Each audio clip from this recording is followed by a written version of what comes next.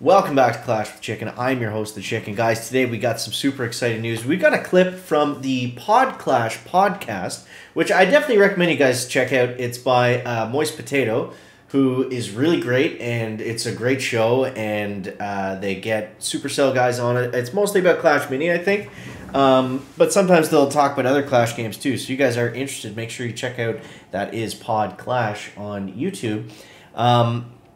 So today, guys, I'm very excited. We have some really exciting news about Clash Heroes. The game is still under development. We're gonna hand it over here. Let these guys talk about it, and you guys let me know what you think. And if you want to stay up to date on everything that is Clash Heroes, make sure you subscribe to this channel right here. Can you tell us anything about Clash Heroes? Well, the team is still working through... So just for context, this is Frame. This is the guy that he's the community manager for Clash Mini, and I believe also the community manager for Clash Heroes at the same time. So let's hear what he has to say. Really hard on the game. So it's not killed, it's not like on pause or anything like that, it's still being worked on. No, yeah, I mean, if it was killed in that format that Clash Quest was, like, we would announce it. Like, we would make a blog post on Supercell.com and that... Oh, it still hurts talking about Clash Quest. But that's good news. That's good news. And then at least we know for certain if the game does get killed, it's not going to be just swept under the rug. They're going to come out and talk about it. And also announce everywhere. So, no, I mean, obviously not. It's been a while, so we would have plenty of time to do so. I mean, even Flood Rush had the announcement. So it is something that, like, just the team needs to nail down what they want to do with the game, and then once they do, and once we're happy with it, we will give you an update.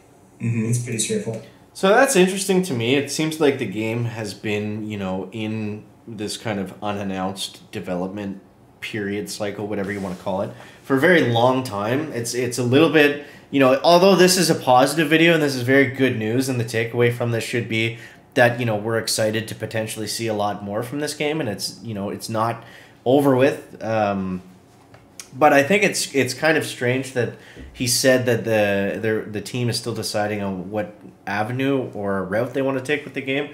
I feel like they should know that by now, but forward. I'm really happy where the game vision is at, and so yeah, a little bit more patience, and hopefully we'll get something going for that. In terms of community, in terms of content, it's going to be a little bit different from Clash Mini, and the reason is simply because it's a different kind of game, different kind of audience. Right, I'm sure. Yeah. Longer game sessions, much more precise controls, much more hardcore-ish kind of vibe to it. So players and so yeah, that's going to be the attitude of the videos is going to be a little bit different. But I think the quality of the game is still going to be very, very high. That's good. Okay, from what we saw in the trailers, seeing it being more of like a Supercell or a Clash in IP like RPG type of game, I know like Moko recently came out. So this is interesting what he's about to ask him here, because we actually made a couple videos specifically on this subject, because it's like, it seems like they're similar games. Is this going to have any impact on it kind of thing? How is like Clash Quest, different than He means Heroes. Moko, if you can touch on that, or is it too early? Quest is dead. Did I say Quest? I meant Clash Heroes. Sorry. Right. But well, people will compare Moko and Clash Heroes, no doubt. I mean, the camera angle is the same. So they do have similarities between the two. I mean, similarities end very quickly if you play the games. But Moko is obviously MMO first. Like, it's much more kind of like open world, go around, kill monsters. Yeah, exactly. Progress. So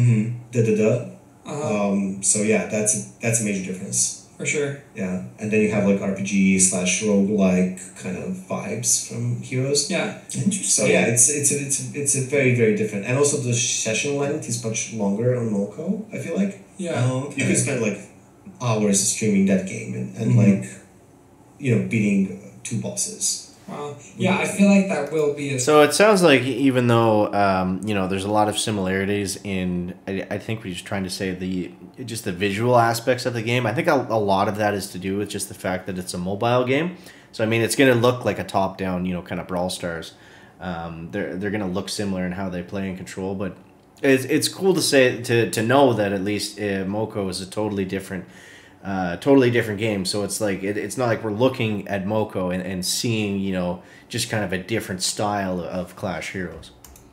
A very popular streaming game, because I mean, maybe I just haven't found the way to do it, but I mean, for me, Clash Mini is streamable, but I don't think it's as streamable as a game like Moko. Like what you're saying is, after watching a couple rounds of Clash Mini, you kind of get the idea. But with Moko, it's like you were saying, like hours of endless adventures. I feel like it's going on there. Yeah, I mean, speaking of Twitch, we're in TwitchCon right now, and one thing that we know works is longer session length games on Twitch, because it gives people time to join the chat, to see what's up, to have a chat while the streamer is going through the levels, and having that downtime to have the time to interact with the audience. Yeah. Where very true. Mini, you are very busy. I mean, yes, you have the time when the battle is happening, but you still need to watch it and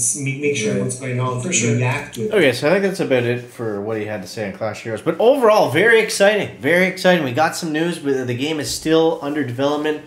It's not killed. It's not being taken over by Moko. It's not, a lot of the things. This little clip, only 4 minutes long, it really answered a lot of questions.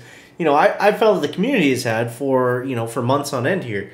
So it's nice just to get some sort of, perspective or context, or, have an idea of what's actually going on behind the scenes.